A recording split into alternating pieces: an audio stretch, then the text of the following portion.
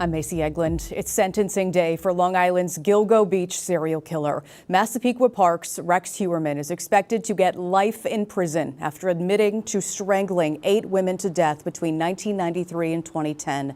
We're expecting to hear from Heuermann and members of the victims' families in court today. So be sure to stay with Newsday TV for continuing coverage of today's sentencing. We have a team of reporters inside and outside of court to bring you breaking updates and analysis you won't see anywhere else. You can track it all on Newsday.com. Click Get More below that Newsday TV video box. A Ronkonkoma man is accused of trying to steal a car with 2 children inside. Police say the father of the 5- and 6-year-old left the car running when he went into Bugatfa Zero smoke shop in Brentwood yesterday. We're told Mustafa Atia got inside and tried to drive away before eventually being pulled out by police. ICE is staying. Islip extended its contract, allowing U.S. Immigration and Customs Enforcement agents to train at the town's shooting range. It now runs until at least 2028. Activists had been pushing town leaders to end the arrangement, which has been in place for at least 2 decades. Residents in 5 Long Island districts have approved their new school budgets in a revote. Bayport, Blue Point, Islip, Locust Valley, South Country, and 3 Village all lowered their tax levy increases. I think it comes with living on Long Island and all the things that we get with living here. We have great schools, and part of that comes with a cost. Residents voted down the initial budgets in May. Only a Newsday, students across the island are supposed to take Regents and Finals tomorrow, the same day as the Knicks ticker tape parade. So they're petitioning to have the date of the parade or the Science Regents exams changed. But state education officials say those tests will go forward. A reminder that if you want to go to the parade tomorrow, get there early. It starts at 10 a.m. near Battery Park and then goes up through the Canyon of Heroes before ending at City Hall. Celebrate our nation's 250th anniversary with a custom license plate. United States of America 250 replaces the Excelsior motto. It costs $60 up front plus an annual fee and can be ordered online or at the DMV. Only a Newsday. What's in store for Long Island this hurricane season? Newsday TV's meteorologist Jeff Banson takes a look. Well, living where we do, it's kind of hard to imagine that it has been 41 years since a hurricane made landfall here on Long Island. And it happened right over there.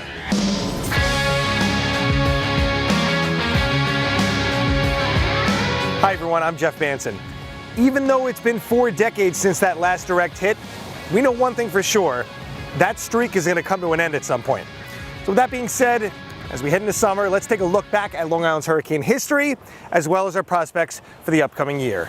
Compared to places like Florida and the Gulf Coast, Long Island doesn't have an expansive resume of tropical activity, but that doesn't mean the list isn't memorable. Since records began in the mid-19th century, we've seen a dozen landfalling tropical storms, as well as 10 hurricanes, all of them in Suffolk. Some with names, some without, including the strongest one. But it did garner a nickname, the 1938 Long Island Express. The major Category 3 storm blasted ashore on the eastern end of Fire Island, moving at a very rapid pace. It was just to the west of Smith Point. Now, western Long Island was spared, the worst being on the weaker western side of the eye, but parts of the east end were obliterated. Despite being much less developed and populated, the storm still caused severe flooding, flattened homes and businesses, and killed 60 people, most of them in West Hampton Beach.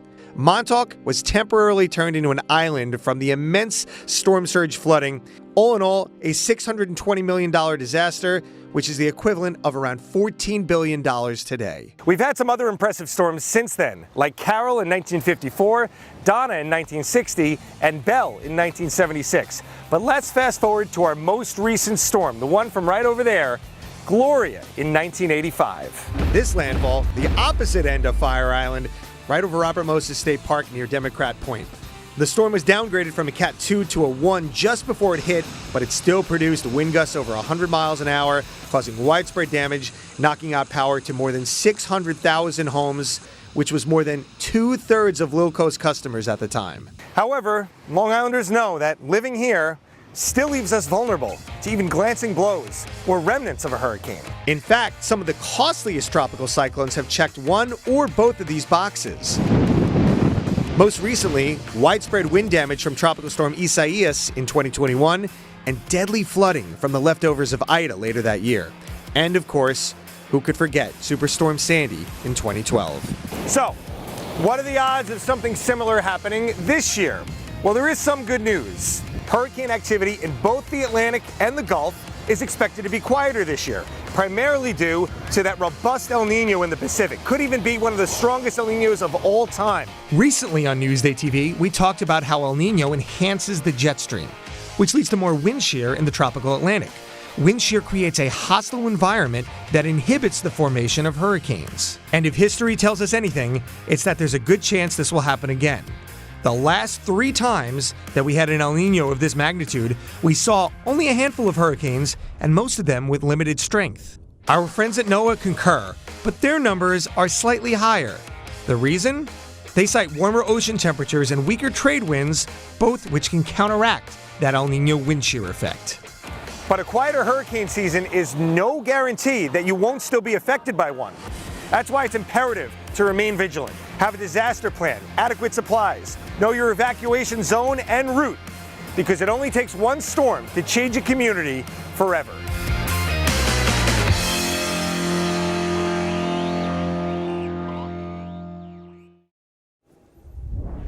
It's true. You just never know. You got to be ready. That's right. So you did a lot of research for this. Obviously, Yeah. we just learned so much. What's the most interesting fact you came across? A lot of digging in the archive. So I think, especially because we focused on Gloria, right?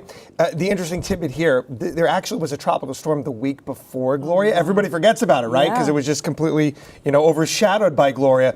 The interesting thing is that it was actually an H storm, even though G, of course, comes before H. But Gloria formed so far out in the Atlantic Ocean, it took 2 weeks to reach Long Island. And so the G storm hit after the H storm. And the interesting thing about the H storm, it was Henri. And we remember a couple of years back, we had our last hurricane warning on Long Island from Henri. But of course, that was not a potent storm. It didn't get its name retired. There's another name on the list this year that didn't get retired that you may recognize. We'll get to that in just a bit. But how appropriate is this? Potentially our first named storm of the season. Right now, it is being called Potential Tropical Cyclone 1. It is hugging the Texas shoreline, but you can see that area of orange right off the Houston coastline, Galveston, Texas. That is where that storm could form over the next 24 hours. And it would become Arthur if it did. Right now, the National Hurricane Center is saying there's a decent chance of that happening. It's a weak storm here. It's not getting to hurricane status. It's not strengthening to see those wind gusts, getting over 100 miles an hour or anything like that. But what it will lack in that department, it will make up for in the rain department. So we'll be keeping a very close eye on it. And by the way, again, Arthur would be the name. I mentioned that familiar name. How about Isaias? Remember that? We talked about it in the package, all the wind damage that we had from that back in 2021. Again, doesn't need to be a hurricane to do a lot of damage. And again, only needs one storm. So even with the projected quieter season here, it remains to be seen whether Long Island will get impacted either directly or indirectly from a storm. Here's the SATRAD right now. You can see the growing convection around that center of circulation, very disorganized at this point. A lot of that heavy rain offshore, that's a good thing. But as this storm kind of follows this front, which you can actually trace it all the way just south of Long Island, it may bring some real heavy flooding rains into parts of the southeast. So lots to keep an eye on in the hurricane department, and that storm would not directly impact us by any stretch, even if it did, again, become a named storm. We've got a mix of sun and clouds out there today. We are going to see a couple of showers trying to pass by to the west, so I can't rule out a quick little spot shower this afternoon, but not a terrible day by any stretch. As we go into tomorrow, all eyes on the morning forecast, the Knicks parade. There is going to be some rain around. I think we may be able to get by without, having the parade completely derailed. But we do have a severe outlook for tomorrow. We'll show you here as we go into tomorrow morning. There you can see about 10 a.m. There are some rain showers nearby. There could be some rumbles of thunder, especially as we head into the afternoon here. So the Storm Prediction Center has put Long Island in a level 2 severe threat. Let's fast forward to the weekend here. It's Father's Day weekend. And Dad can't really ask for a better forecast than this. Mostly sunny both days, low 80s, fairly low humidity. So a nice weekend once we get past these couple of days here coming up of some rain chances. Mix of sun and clouds today. Can't rule out a spot shower. Temperatures about the same as yesterday, low to mid 70s. Humidity starting to creep back in here. Gets a little muggier as we head into tonight. Maybe can get away with the AC for one more night, but the humidity is going to really start becoming noticeable over the next, say, 48 hours. Humid tomorrow, scattered shower or thunderstorm. We'll hope the Knicks parade gets off without a hitch. And then Friday, we start to clear it out, and a beautiful Father's Day weekend coming up. Next chance of rain beyond that comes on a Monday. Long Island weather is brought to you by Fire Island Ferries. 4 generations of a family have all set sail on the same boat. Newsday photojournalist Steve Fost takes us for a ride with the captain in Greenport. My name is Luna Crowley, captain of the Salina II.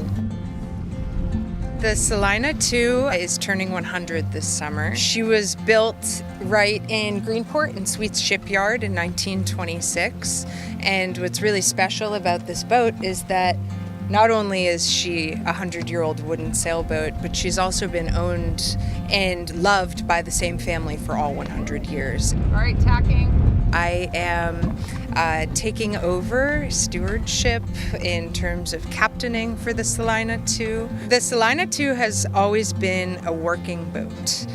Whether she has taken the family out in 1926 to do picnics and stuff, or for the last 25 years she's been a charter sailboat. It's really easy to get caught in the hustle and bustle of everyday life, and then it's a really special thing when you get to turn the engine off and you're just listening to the water clap up against the hull of the boat. My great-grandfather was Captain Frank Mundus. He was also known as Monster Man in Montauk, to be the inspiration for the character Captain Quint in Jaws.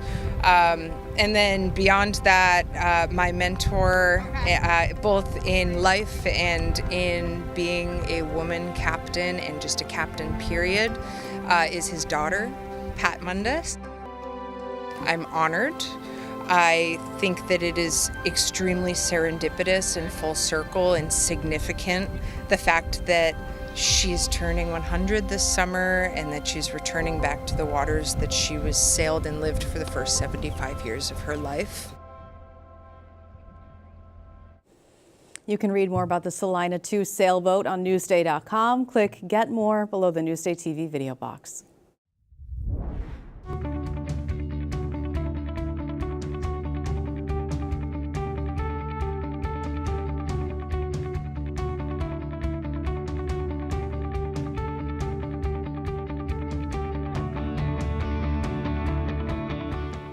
You can see more on all of the stories you've seen today on Newsday.com and watch us streaming anytime on Local Now, YouTube, and the other streaming services you see there. I'm Macy Eglund here with meteorologist Jeff Banson. We've got more local news plus your forecast coming up here on Newsday TV, covering Long Island like no one else can.